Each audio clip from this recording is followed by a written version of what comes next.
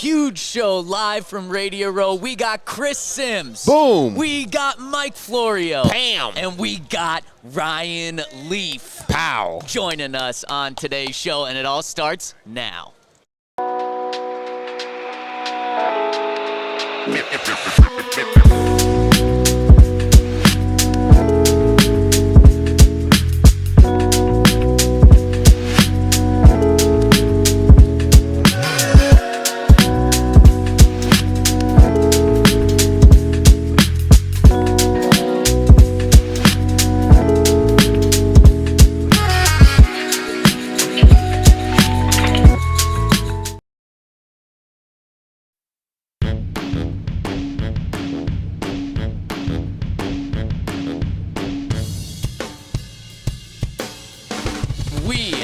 Awesome show for you on the DNVR Broncos Podcast. Super Bowl 50 champ Todd Davis, Henry Chisholm. You're here behind the camera. Yours truly, Zach Stevens, rocking and rolling with you. And we are joined right off the bat by a special guest, Mike Florio from Pro Football Talk. Mike, we're so happy to start the show with you today. So you're just starting the show, and you're foregoing your usual 15 minutes of talking about whatever bullshit might come up. I don't mean that in a pejorative way.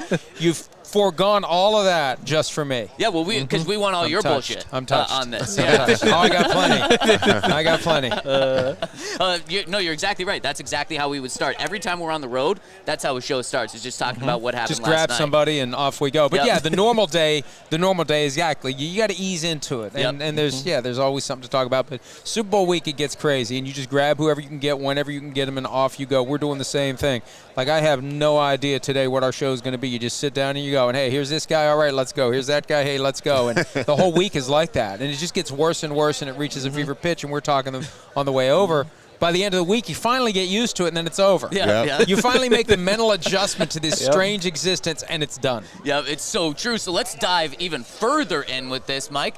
When will the Broncos knock off the Chiefs and win the AFC West, win the AFC, be competing for Super Bowls? Well, hey, look, with Sean Payton and Bo Nix, this is the combination that I think the Broncos were hoping for. Another Drew Brees, a younger Drew Brees, a more athletic Drew Brees, and Sean Payton with still who knows how many years left in the tank. He's early 60s. He could go another 15 years if he wants to. You want to have these two guys joined at the hip, and you want them to carry forward, kind of like what the Chiefs have. And so I don't think it's all that far away. They had that. I mean, not that anybody wants to be reminded of it, but they had that game won. You just execute the field goal, and you beat the Chiefs in their own building. And Week 18, I mean, it was the Chiefs' B team, but still, there's something about going out on the field and seeing those uniforms and beating that team. So I wouldn't rule it out. The Chiefs keep finding ways to win close games because they are the masters of rising up in the key moments and making things happen. And I think that's the big thing for the offseason the Broncos need to do. And I would even dig it all the way down to, like, sports psychology for the players. So when the players get in those moments for the Broncos or for other teams, they don't yield, and they don't let themselves think it's deja vu all over again. And while the Chiefs are thinking we're going to find a way to pull it off, you don't want the Broncos, the Chargers, the Raiders, the other teams to be thinking, oh, no, we're going to find a way to blow it. Yeah. So the Broncos, you talk about Sean Payton, Super Bowl winning head coach. Bo Nix is playing well. The defense played out of their minds this year. What are they missing? Are they 1, 2, 3 players away from being a Super Bowl contender? I'm not a big fan of the running back rotation. I know that's been a staple for Sean Payton. I'd like a guy who is the every down bulldozer who gets better as the game goes on, and by the time you get to the fourth quarter, the defense sees him coming, and they're like, oh, God, we got to tackle this guy again. I'd like that if they could do it. I think the receiver position could use some help. You always want to invest in your offensive line. When you have a great quarterback, somebody was telling me this yesterday, when you have a great quarterback, it creates other expenses, like all the way down to your 6th and 7th offensive lineman. You better be spending good money on that guy because you never want to put your quarterback in position to have less than protecting him. So it just kind of changes everything. I think the team has been pleasantly good on defense, and Vance Joseph, it's funny.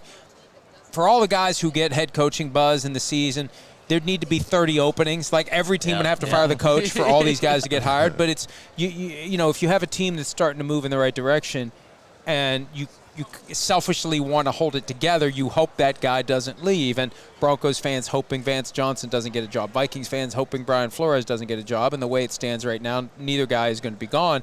That helps a program that's driven by an offensive head coach really continue to improve. And I think that's been the most unexpected surprise for the Broncos, the rise of its defense under Sean Payton. Yeah, I'm curious watching Bo Nix this season, if there's anything about the way he played that surprised you, if there's anything that wasn't what you expected. I think processing is the most important thing for any quarterback, and being able to understand before the play starts where you're going to go with the ball and to be able to adjust on the fly when there are complications, to have the athleticism to run away and to make things happen. There's running the play that's called, and there's coming up with a play on the fly and making it happen. Now, fewer in the category of Patrick Mahomes and Josh Allen, but I feel like Bo Nix has enough of that more, because Drew Brees was the ultimate, I'll run the play exactly as it's called, and it will work 90% of the time.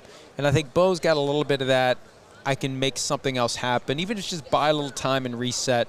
But it's just, being able, because you saw what it was like last year with Russell Wilson trying to run Sean Payton's offense. To have a guy who can run the offense the way Payton has designed it, that's the best news. And he just feels like a bigger, stronger version of Brees. And it's amazing what Brees did. In the history of sports, Drew worked with us for a year at NBC, and I always love when I find a quarterback that's my size. It makes me feel good. Me too. Right? And I was like, man, this guy's not very big, and there's nothing about him that just jumps off the page physically, but he could just play and he could process, and that's the key. Process pre-snap, process post-snap, all the way through to when you make that last read and you get rid of your throw. And I think Nix has that. And he's the student that the teacher, that the master is looking for. Like Mr. Miyagi of football was looking for the right – what was the kid's name? LaRussa, Daniel LaRussa. He was looking for the right Daniel LaRussa, and he found. So then with Bo... I almost said Tony LaRussa, which is Yeah, it's a different guy. What is Bo's ceiling? And I know that's a tough question to sometimes look at, but, I mean, you mentioned how Sean wants his next Drew Brees.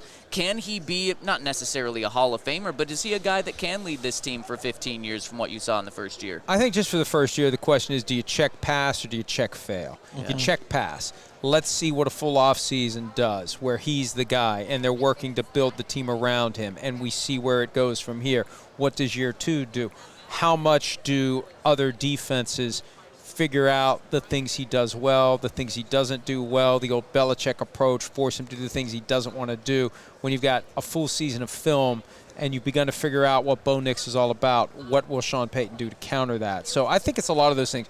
The progression from year one to year two is going to be the key. Will he get better? Will he stay the same? Will he regress? We'll find out. Yep. Now, this team, I feel like it had a much better year than everybody expected, but unexpectedly this offseason we've lost a lot of head coaches and assistant GMs and I guess coaching free agency. Yeah. Should the team be nervous that we'll take a step back, or under Sean Payton is the ship headed in the right direction? It's true for keeping Vance Joseph. There were some defections, and the quality of the staff is one of those underrated things that we're not in position to really scrutinize and drill down on, but you've got to be ready to make good hires and find good people, and you got to be thinking about who your replacements are going to be. The Lions are going through that, where they've lost both coordinators and plenty of other assistants. You better be ready to go, and it speaks to your knowledge of the league at large, where you can go multiple levels deep at all of the various jobs, whether it's George Payton, who's been around for a long time in the front office, Sean Payton with the coaching staff. Where do we find, who do we know, who do we trust, who's smart, who's capable, who's committed, who can we really just kind of put in that job and not worry about it? I think that's the key. And when you have coaches who have been around for as long as Payton and GMs who have been around as long as the other Payton, you're in a position to I think, tap into that knowledge and hopefully not miss a beat. Yeah, it's interesting because they built basically like that three-headed special team staff when Sean Payton first got here with Mike Westhoff and the other guys. You move on from all of them this year, and all of a sudden you've got Darren Rizzi out there who everybody's connecting with the Broncos, who was the interim head coach for the Saints. Like, it seems like there's one of those guys right there who should be really, really good at that job, and because Sean has worked with him before, just an easy fit. There it goes. Just, he's going to clog the toilets like he said he did before his first game as interim head coach. And I'm surprised he didn't deliberately clog the toilets every game after that, just out of superstition. Mm-hmm. But, yeah, but that's when you've been in the league as long as you have. You've got those tentacles, and you know who you want to work with again, and you also know who to avoid. If you work with somebody in the past and it hasn't worked out, you cross the guy off the list. So that's the benefit of getting an experienced coach, an older coach. Ageism is a thing in the NFL. You know, teams will say we want younger, fresher coaches, but you get the benefit of wisdom, and you get the benefit of experience, and you get the benefit of connections that a guy like Sean Payton has. Mike, final one for you. We really appreciate the time. You are as connected to this league as anyone is out there. There's a couple of big names that in the past 24 hours have gone on the market or have tried to put themselves on the market. Myles Garrett, Cooper Kupp. Should the Broncos be interested in either of those guys? Do you think they'll be interested in either of those guys? Well, for Garrett, it's going to be, is he interested in them? And I think what the Browns should do, if they're willing to trade him, and you never know what ownership's going to do. You can never rationally predict the behavior of the irrational. We know Jimmy Haslam has been irrational at times. Deshaun Watson trade case in point. But the Texans set that up basically as you were pre-approved for the loan on the house. They had a deal in place with 4 different teams as to what they would get if any of those teams acquired Deshaun Watson. Then it's up to Watson. He picks his team. The Browns should do that with Myles Garrett. Pre-approved 4 or 5 teams, and then Garrett sits down with those teams and he decides who he wants. And would the Broncos be one of them? I think he's looking for a more clear, obvious, this is a Super Bowl contender. With Cooper Kupp, I think what's going to happen here, I mean, we tried to look at all the angles last night on PFT. I think they're going to have to cut him. He's due to make $7.25 million early in the league year in March, $12.5 million non-guaranteed base salary. They're not going to find a team to take that on. They might have to pay, the Rams might have to pay a large amount of that to find a team to take it on, and then you're basically paying for draft picks. I think the best approach from Kupp's perspective, especially because you don't want to have your new team have to give up draft picks to get you. You want to go in unfettered. You get more money if they don't have to give up draft picks to get you. Get cut, and then would the Broncos be a potential team? You know, I'm sure Sean Payton has his opinions about Cooper Kupp and how he'd fit into that offense. Yeah, absolutely love it. And wait, one final one for you. Do I get to try to make one before I go? Yeah, you Oh, gotta try. absolutely. Got to. Absolutely. That is incredible. That was really good. Let's see if you can deliver just as good a news here. Obviously, we're from Denver. How will the Chiefs lose this Super Bowl That's this a year? great way to put it. If the Chiefs lose the Super Bowl, it'll be because the Eagles came out and just absolutely kicked their asses. You cannot beat the Chiefs. You have to kill them. For sure. You can't let it be close. All 3 of their wins, down 10 points in the second half. No big deal. And I even suggested that the Eagles should have worn white shirts instead of green shirts for this one, because you're going to have that deja vu all over again moment. You're going to have that, we've been here before. This is a weird fit. And I said this earlier. The Chiefs are going to believe they can get it done. And there's going to be guys who played in that game 2 years ago thinking, oh, shit, here it comes. Yeah. Sorry. Yeah. Sorry. No, No, that's that's good. great. We prefer that. Shit, piss, balls. That's awesome. Thank you so much. You want to go 2 for 2? Or are you going to end it at 1 for 1? You know what? I would ordinarily walk, but I think I can nail it again. Let's do it. Hey! With the heavy it. leg, too. Thank you, Mike. Thank you, Mike. Appreciate it. Appreciate you. Thank you.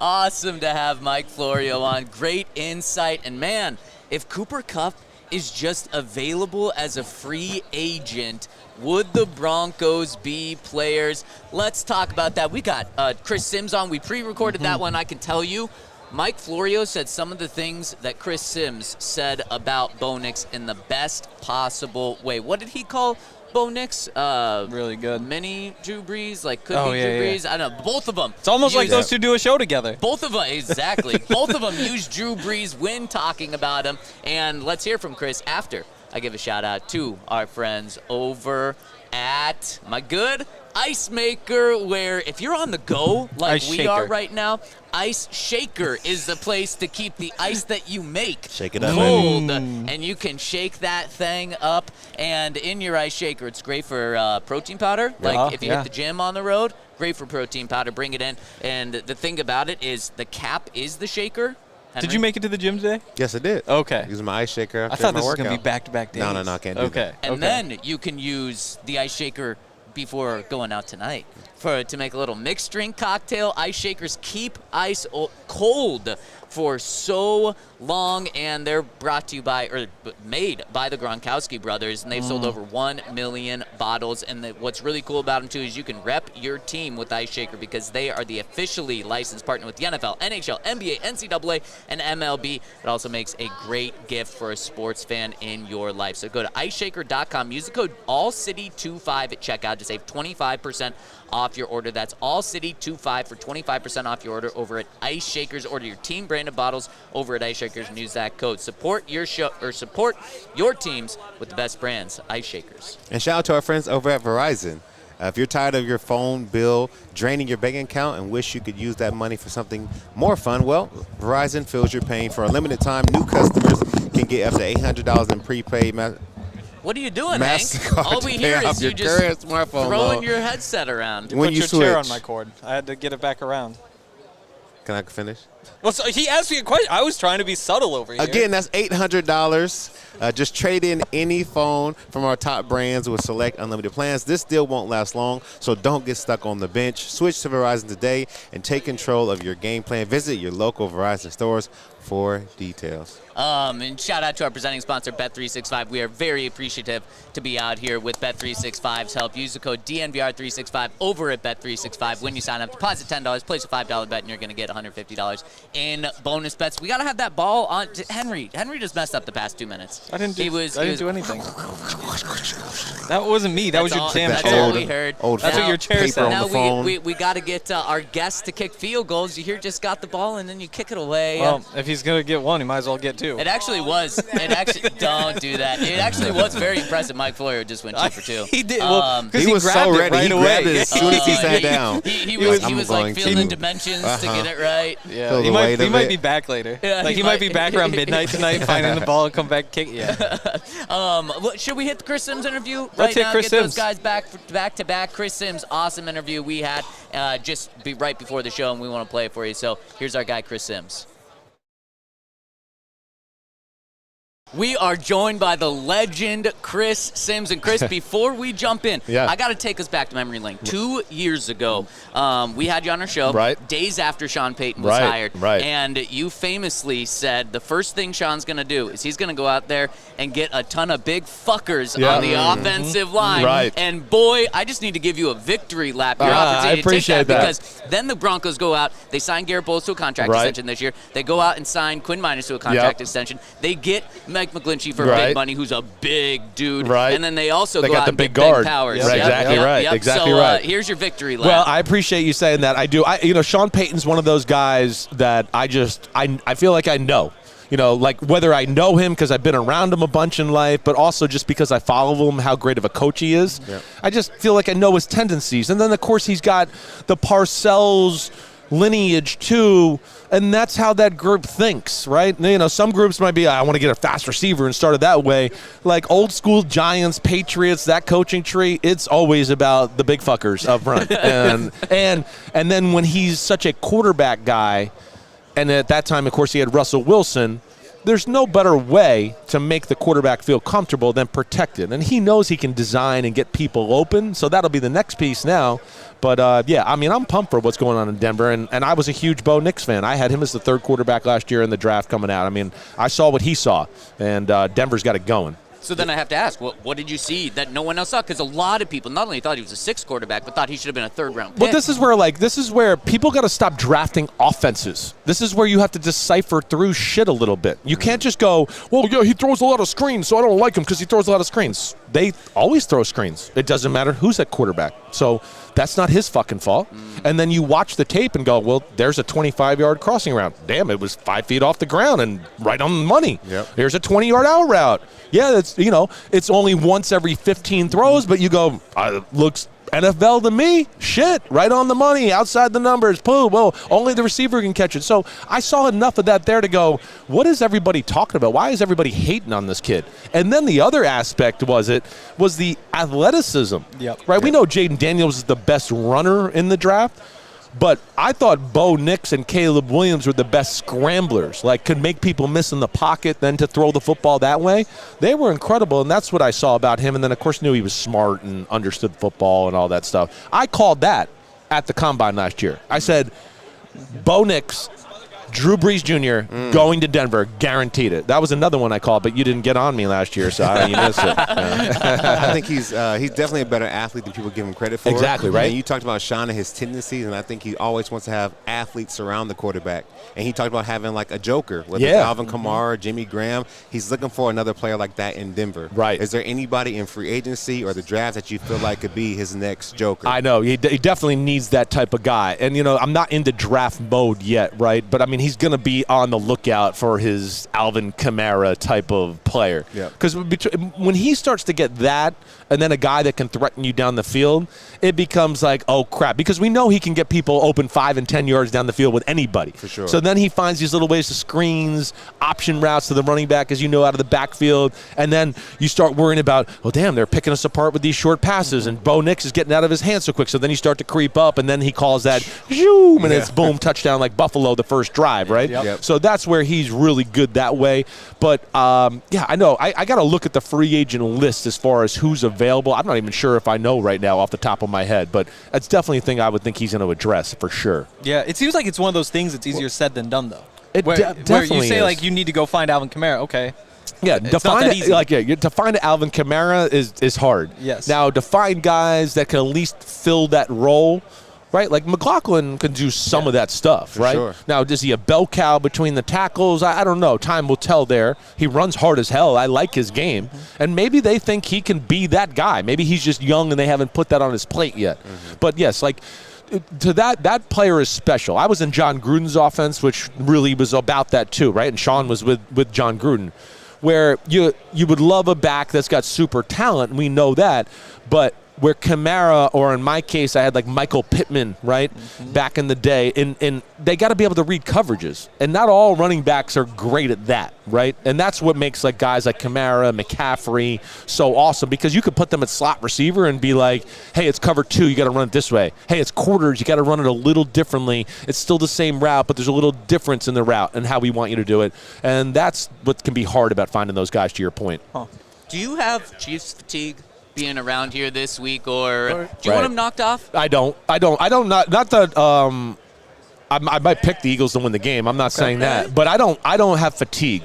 Actually, this to me is the matchup. This is the battle of the Titans, and I'm being full transparency. When the playoffs started, like I do a little bracket. Like I'm like, why isn't a playoff bracket a thing in America, right? Yeah, like why? Absolutely. And I always get the answer, it's because of the reseeding, and I'm like, whoa, are we that dumb in America? We can't go number 1 plays the lowest remaining seed left, and then so on, right? But so I'm always amazed by that. So I do it every year, and this year I picked Eagles-Ravens to be in the Super Bowl. I thought the Ravens were playing the best when we got in the playoffs.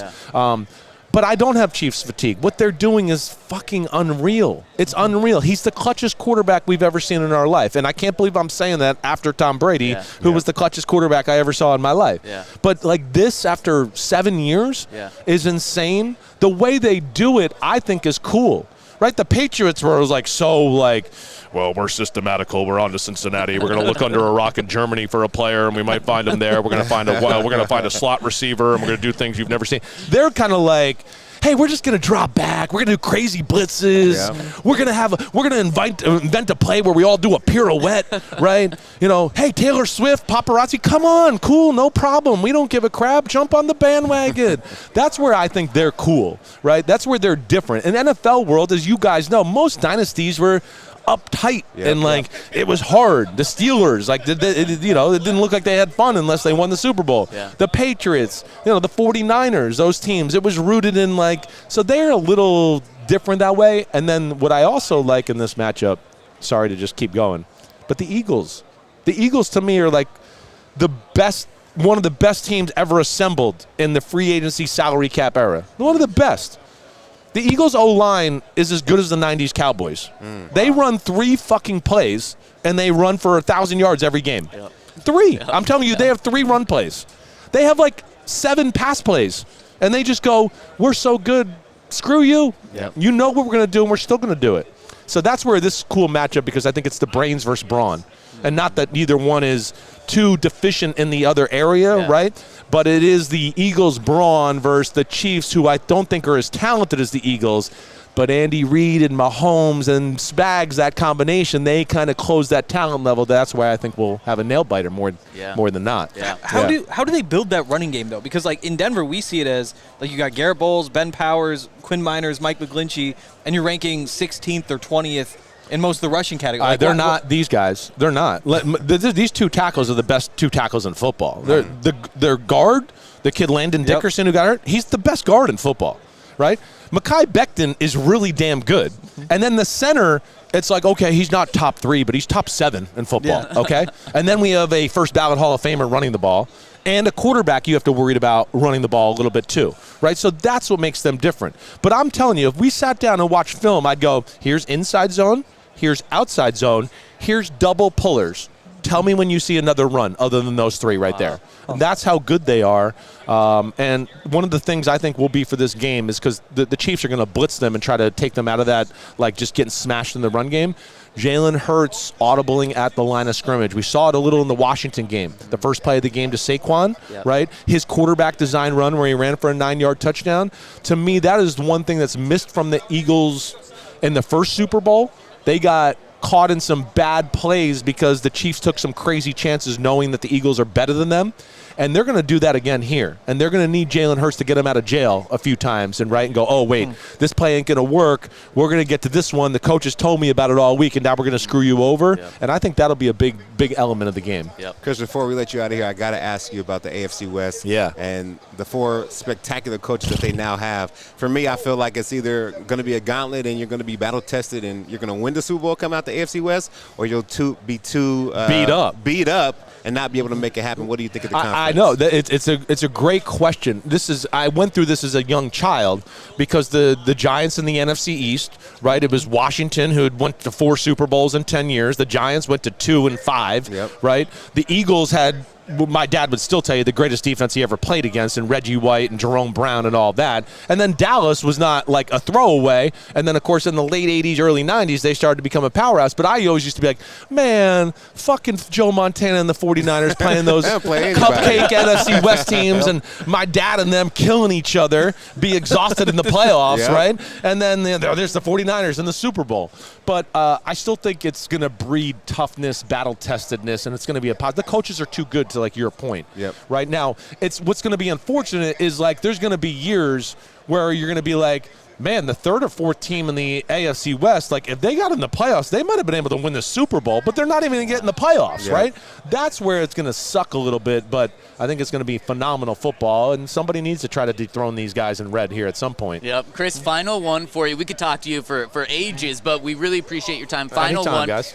2 years ago, you called what Sean Payton was going to do. Last year, you said it was Bo Nix. Right. What is this year? Whether it's a player, whether it's, they win the Super Bowl next year, what's going to happen with the Broncos this year? Well, you won the year, right? The year, I don't give a crap what happened in the playoff game or whatever. The fact that you did what you guys did with paying Russell Wilson $45 million still is incredible. It's incredible, right? So now you got a little money to play with, and I just look at it and go, like, hey, secondary, we don't got to worry about that, right?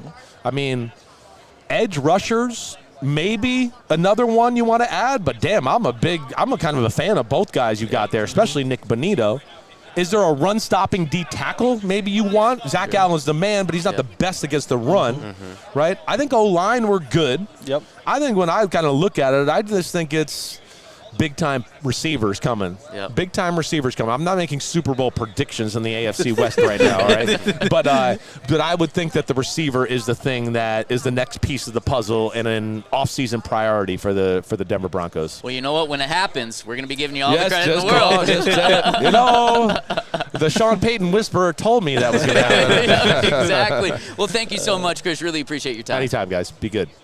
Man, the Sean Payton whisperer and insider saying some pretty damn good things about the Broncos, including, we've had both of these guys on, Mike Florio, Chris Sims, both talking about how Sean Payton or how Bo Nix has Drew Brees qualities. Comparing him to that man, that is getting Broncos country fired up. And speaking of fired up, let me give a shout out to our friends over at Bet365. If you use the code DNVR365 over at Bet365, you are going to get $150 in bonus bets, win or lose, when you deposit $10, place a $5 bet. That is over at Bet365. Shout out to Bet365 for being our presenting sponsor, being a big part of why we are here. We appreciate them. And if you want to show your support, if you're going to place some bets, make sure to do it over at Bet365 with those bonus bets. And they've got so many different things you can gamble on when it comes to the Super Bowl.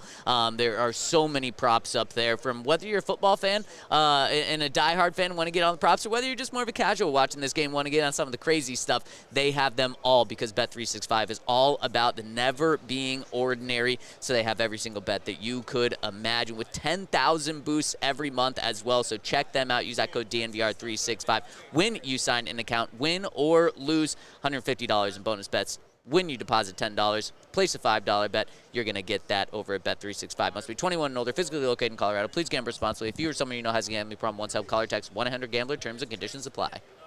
And shout out to our friends over at Game Time. If you guys are looking for tickets to shows, concerts, theater, you got to check out our friends over at Game Time. They'll definitely have you covered. I just right now pulled up the Game Time app because it's so easy to use, and I looked at the Super Bowl. Ooh. And right now, if you have an extra about $2,900, you can get yourself a ticket to the Super Bowl game. Okay, so it's they're not too coming bad. down. Yeah, they're coming down a little bit. Last week it was literally like $5,500, right? Patience is key. And also, Game Time has better prices the longer you wait. So if you're somebody who likes to gamble, take a chance the last second. Game Time definitely gets cheaper and cheaper as the games get closer. And I love them because they have the lowest price guarantee, or they will credit you 110% of the difference. Game Time ticket coverage. Your tickets are guaranteed to be delivered on time, and your purchase is covered with the most flexible customer service policy in the ticketing industry. And you can download the Game Time app, create an account, use code DNVR for $20 off your first purchase. Terms apply. Again, create an account, redeem code DNVR for $20 off your first purchase. Last minute tickets, lowest prices guaranteed. Don't you dare. I was- unless oh, you okay, so want that's- to be absolute. Henry, you're supposed to be looking for our guests. And Yes, instead, you're yes. playing with slime. Come on, what are we doing here? kid? Mid-read, I just felt like a presence of me. And then I saw RG with the camera, and I'm like, and they were about to slime me? That would be, yeah, I might have to fight. Would we? That would have made a viral moment. That would have been, yeah, live on camera, for sure. Yeah, he would have got that work, too. Oh wow, that is. It's real slime. It that jiggles. is gooey. What happens if you touch it? Can I touch it? That's what she said. No, but this slime Can I is wipe like, it on you? no, you cannot. Slime is really cool, but at the same time, I hate it because my kids get it all the time, and it gets stuck in anything. If it's on the rug, like on the this is a couch. thing. Yeah, slime is huge. It's big time right now, man. Wow. You weren't a kid, but this is what we had. Nickelodeon slime. Like that's, Oh yeah. that was big back in the day. You were born an adult. Or I've just stayed a kid forever. Yeah. Quick, people keep commenting on Todd. Oh, let's Oh, see yeah. the jewelry, It's a little bit of- baby. Oh, this little thing? This a little thing. I like to wear it. You know what I'm saying? Super Bowl weekend sends like perfect time. Oh, it's a perfect time. And I think you got called out yesterday for not wearing it. I know. So I'm then not you gonna do it again. just had to bring it back. Yeah. Hey, are that you way. wearing it all the time here? Yeah. What's the Yeah, pretty much all the time. Usually drink my coffee like this. Yep. Of course. Shake know. everyone's hand with that Shake hand. everyone's hand like this, yeah. I'm scratching my eyes a lot, Yes. I mean, you can just keep it on the table. you know. Todd, speaking of the Super Bowl, so you said tickets are $2,900 right Yeah. now. What do you think they're going to be on Friday? I think they keep trending downward. I think so, too. Maybe you can get in under $2,000, maybe like $1,900. And when you were playing in Super Bowl 50, did you have to buy? You had to buy tickets, Yeah, I right? spent a lot of money on tickets. How much were tickets? Do you get a discount being a player? I think they're like $1,600 Okay. per ticket, Okay. which is like not terrible, but at Yeah. the same time, like When you're it's not buying it for free. everyone? Yeah, Yeah, when you got it's 20 people trying to go to the Super Bowl, then it really adds up. So Yeah, it does. that's why I think I had 9 people, but still, you know, rookie contract, that still was a lot of money for me. Yeah, But that is. luckily we won, and But then you everything won. worked out. Yeah. everything So, worked out. and you get a lot more money, right? Well, So I think like it's 50,000 if you 50? lose and 100,000 if you win. So the extra 50,000 I got just went to cover Yep. ticket purchase anyway. Yeah. So By the way, people are like, Hank is not looking for anybody. Yeah, people are calling He Henry is just out for standing not right there. looking for As you anyone. guys please. And now he's get on trying to him. look busy right now. Henry's supposed to be getting our guests right now. Have a so great guest coming, but do we just? I mean, this is on Henry if we don't get him, right? Yeah, I think so. Yeah, I think a lot so has been too. on Henry the last 2 days. Wow, he's just even standing just aimlessly right behind the camera. He's not even trying to hide it these days. Looking for Ryan Leaf. Oh my gosh. Yeah, we do have Ryan Leaf set to Find the join us biggest soon. tree you can find. He should be under there. Oh wow, looking for tree. You hear? No one can hear you because you don't have a microphone on right now. Okay, so let's dive into some things that we learned last night. Last night was media night, and before we dive into the content we have, Todd, media night is a time for every player to be available to the media. So they have booths set up where 10 players or so can talk in a booth, and it draws a lot of attention. There's people internationally that come. It's where you get the really weird questions that people ask. Some guys, I don't know if I saw any viral moments from that last night, but then you get the opportunity to talk to everyone that's on the team. They're all available. What do you remember about your media night back in Super Bowl 50? Our media night was cool. We didn't have it at the stadium, but it definitely was a fun time. Talked to Snoop Dogg, JB Smoot. I felt like there was a lot of stars out at our media night, and nobody knew who I was or my crew was. But it was like me, Shaq, Capri, good amount of guys. So we got a lot of interviews, but it was fun. Oh, that is fun. Did you like being blending in? Well, I didn't. You're not technically blending in because you have on the That's true. Yeah. team-only swag, like the all-white jumpsuit with a big old Bronco on it, number 51. So they know I'm not just a media member, but I didn't mean to point at you. Yeah. What are you saying about just a media member, just another one of you No, guys? just I'm in the game You're too. one of us Yeah. now. You're just another I came one of to those the dark guys. side. Yeah. It is really funny to peel back the curtain a little bit. Yesterday, because everyone's available, and there'll be some guys that walk by, and Todd's like, "Should we get them?" And I'm like, "You know his name?" And he's like, "Nope." And I'm like, "Then probably not." He's like, "Damn, it's cold being in this business." Ice cold, man. Ice cold. It's crazy. But we did get to talk to a lot of different Chiefs, Eagles players, some media members as well. And you're going to want to make sure to stay tuned to DNVR Sports, DNVR Broncos on Twitter, DNVR Sports on Instagram and TikTok for all of our content, because we got so much content, a lot of fun stuff as well. But we want to play some of that for you. But before we do that, we're going to jump on. We got our guest, Ryan Leaf, joining us right now. No, you're all good. Ryan, thank you so much for joining us. A former Charger jumping on a Broncos show. We're pumped. We're pumped to have you on, Ryan. Best games were against the Broncos. That's what I wanted to ask. Which team did you enjoy beating the most?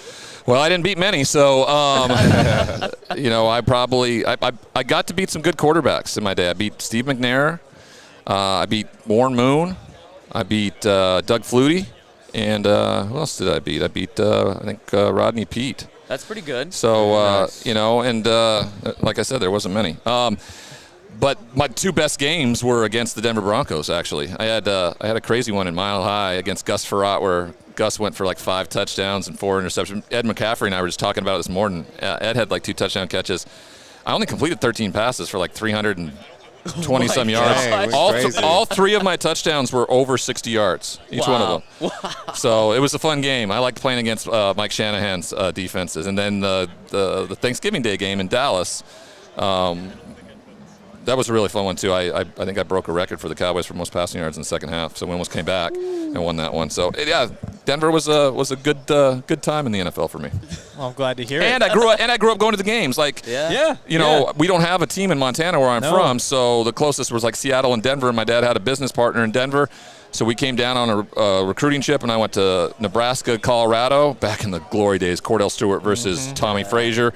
And then I got to see my Steelers take on the Broncos at Mile High, and that was a lot of fun. John Elway was one of my favorite quarterbacks growing up.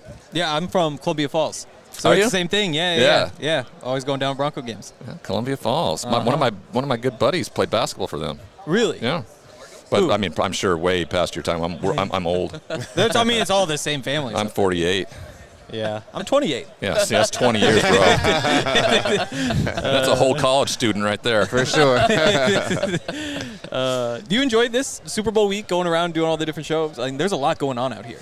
Yeah, and I work too. I do my NFL radio show for SiriusXM, so it's you stay involved with that. But then this gives me an opportunity to, talk about the things that we're doing to give back. Trying to be of service to people who are disenfranchised. And I mean, when you have that platform, that's what you should do with it. If you don't, you're wasting everything because it just can't be about you. And that's, for the longest time, I think it was just all about me.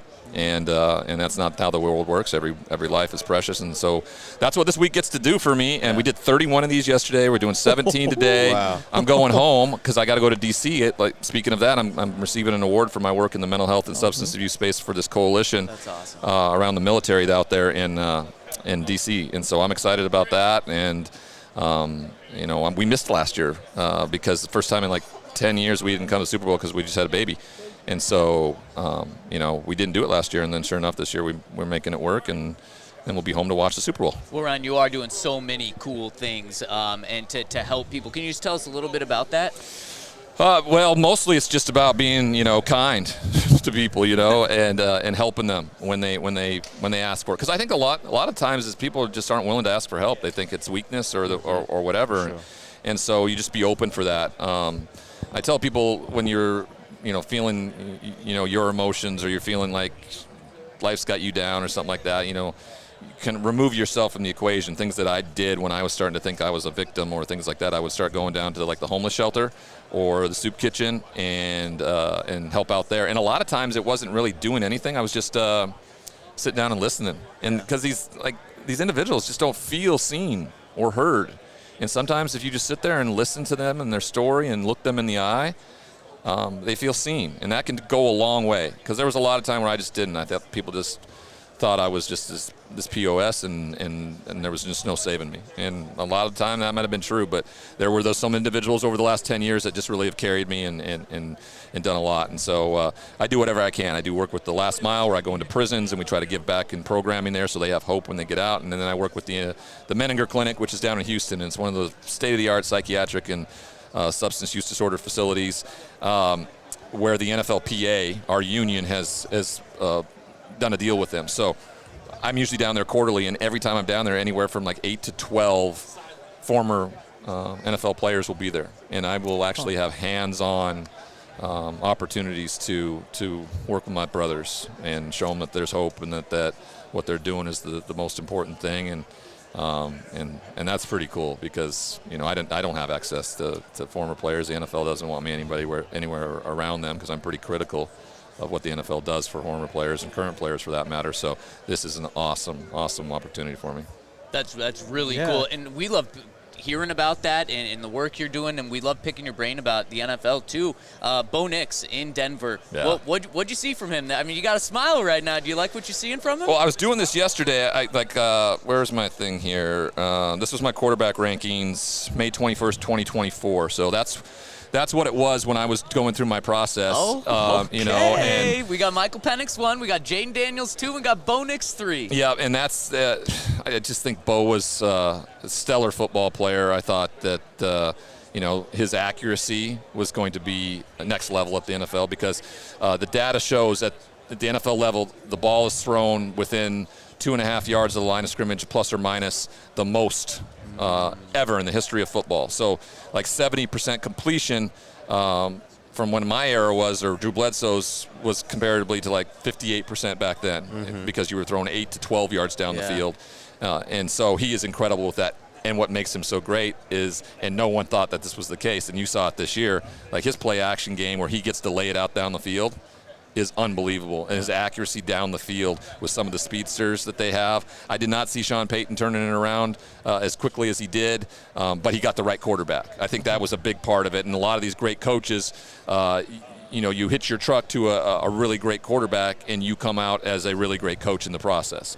Not that I don't think Sean Payton's not a really great coach, but I do think he has been really, really buoyed by the quarterbacks that he has. And Bo Nix is going to be one of those that carries him and gives them a real chance. No one saw the defense playing the way they were this year. They all came out of kind of nowhere and played great football. And so that's a big start because I don't feel like anybody thought that was a possibility going into this year. Yeah, so Bo Nix is playing really well, so we can definitively say that they got the quarterback. They did. Now they've been looking at two other positions of need, really a dynamic tight end or a dynamic running back. If you're building an offense and you know you have the quarterback, which position do you feel like is more important? Tight end, because I think the running back position, I think the guys that they have are clearly capable of doing what they want them to do. They're explosive at times. They can catch the ball out of the backfield. I mean, you never look back at the history of New Orleans and Drew Brees and they had a bell cow running back. So I don't think that's necessary, but I do think they need a game-changing type of tight end, so that's a big deal for me this year. They got the speed, they got the size at the wide receiver position, they found the quarterback, and so I think that I just really think they're a couple pieces away. And it was something with the cap hit and the dead cap hit from Russell that I thought was going to be a problem for a couple years, and instead they get to the playoffs and now really have an off season to really kind of screw in the things they need to do and address the things that they think that can get them over the edge. So I think they're in a good spot. Unfortunately, they play in the same division as the Chiefs, and until Patrick and Andy are really gone dominating that, they're always going to have to go on the road in the playoffs, first off, and that's incredibly difficult to do. If you've got to fly to Buffalo, if you've got to fly to Baltimore, it's freakishly difficult to do. Yeah, as we saw this year.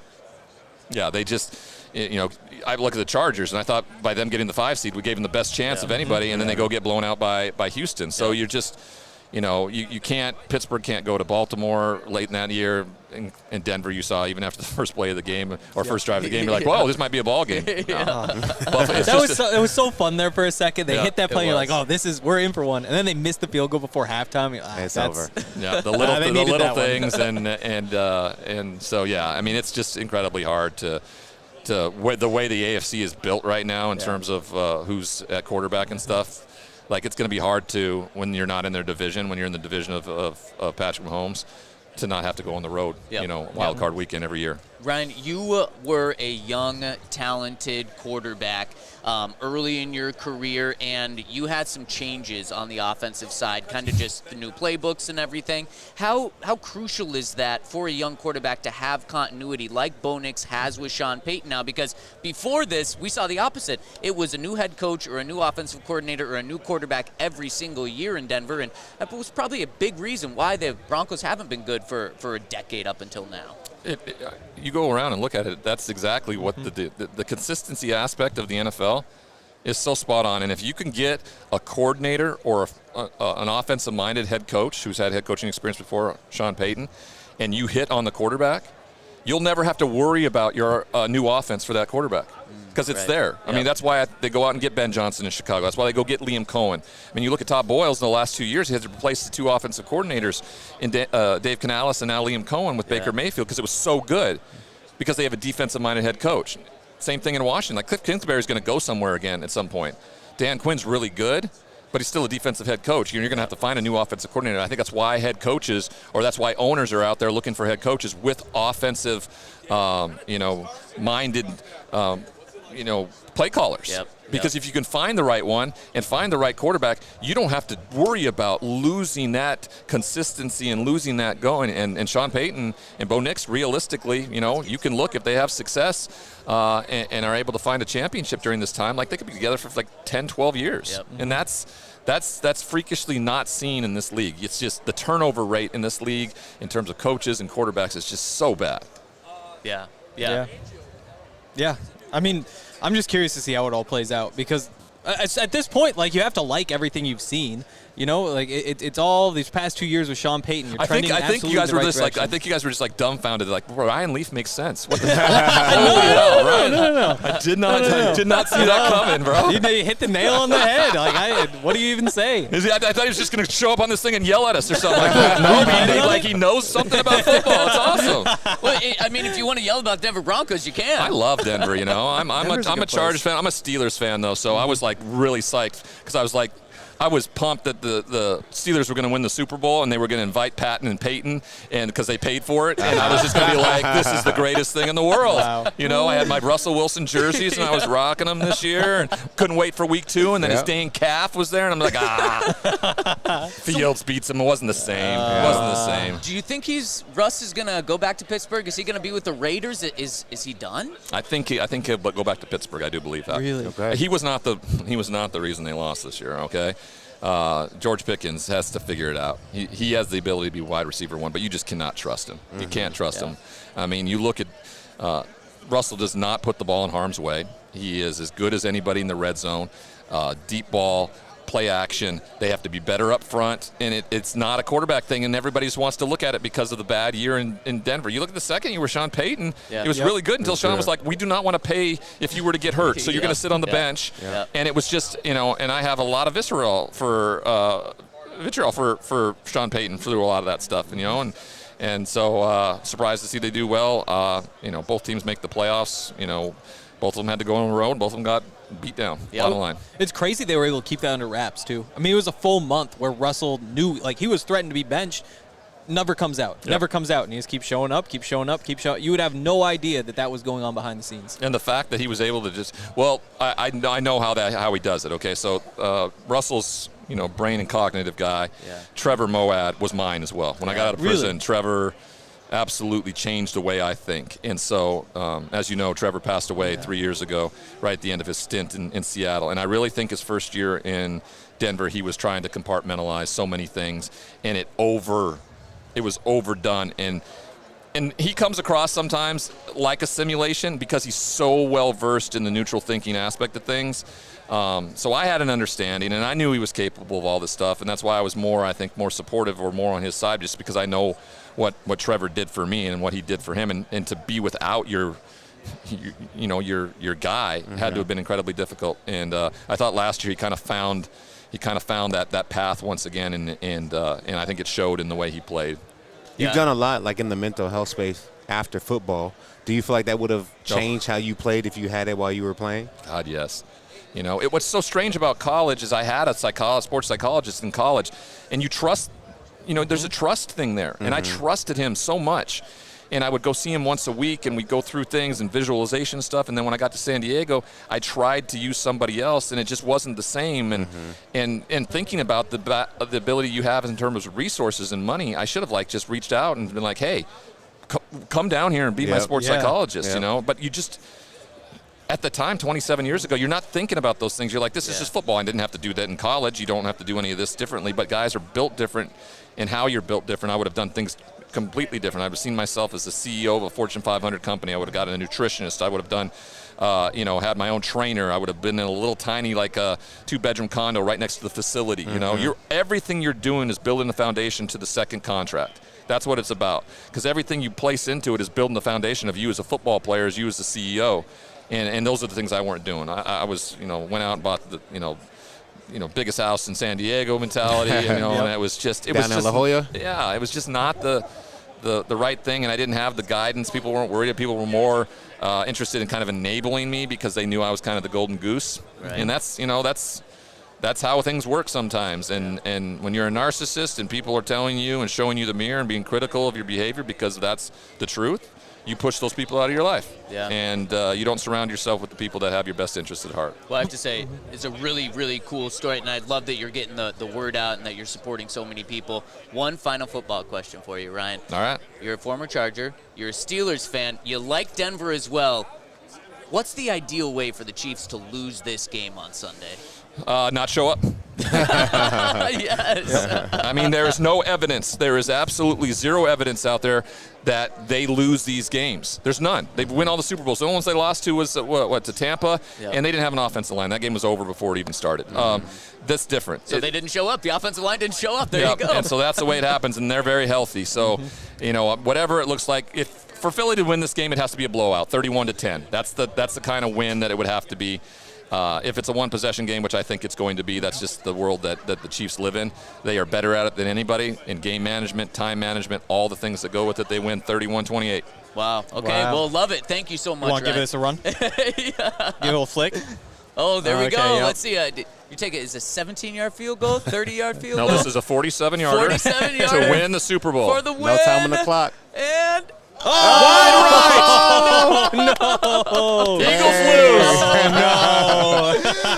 Eagles lose. Eagles lose. Dang. Another one if you want to try. there was throw a it? there was There's a 12 flag. There's a flag. There's a flag. There's a flag on the play. field. 12 men on the field on Kansas City, which Yes. is you would never think the officials would call that, but they did. So 42-yarder for the win. The doink. The doink through The the doink. upright. A win is a win. Incredible. Thank you so You bet, much, guys. Thank Ryan you. Leaf. Go Grizz. Man. What? Go Grizz. Go Cats. Yeah, get him right. Get him I right. like how you saved that to the very end. You didn't want to say that early on. It is what it is. You know what, though? Grizz players, coach is great. The Grizz fans, oh, God, they're horrible. Yes. That's college We'll football. clip Yes, that. we You're know. not a Grizz fan, are you? Yes, Yeah, absolutely. University of Montana Journalism Did you School. play? No. I wish you would have played. At least then I can go, okay. But, Yeah. I mean, Grizz Those fans are me. That's my family. They're entitled and they are mean. Yeah. Like can't be mean. I called the game 2 years ago and got death threats. No. Dang. Yes. My goodness. Wait, what'd you say? Nothing. I said maybe I hope I don't call the Grizz the Cats during the game. Yeah. You know, so I People would hate that. goodness. I was trolling a little bit. Yeah.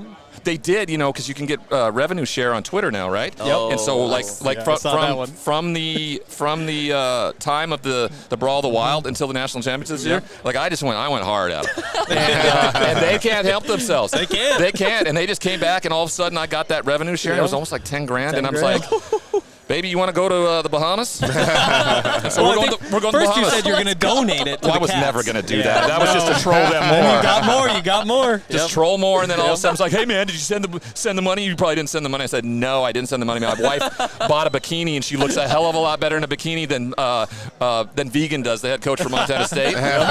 So we're going to the Bahamas, and Vegan's happy with it because he knows that the Grizz paid for it. Yep. And so There it is. I'm glad we could help you out. yeah, That you is guys incredible. are supportive. Yeah. Well, thank you so much, Ryan. You bet. Thank you, guys. It's Great awesome job. to talk to you. All right. Appreciate you. Thank Thank you, you. Ryan. You bet. Yep. Man, Appreciate it. awesome, Yep. awesome guest to round out today's show.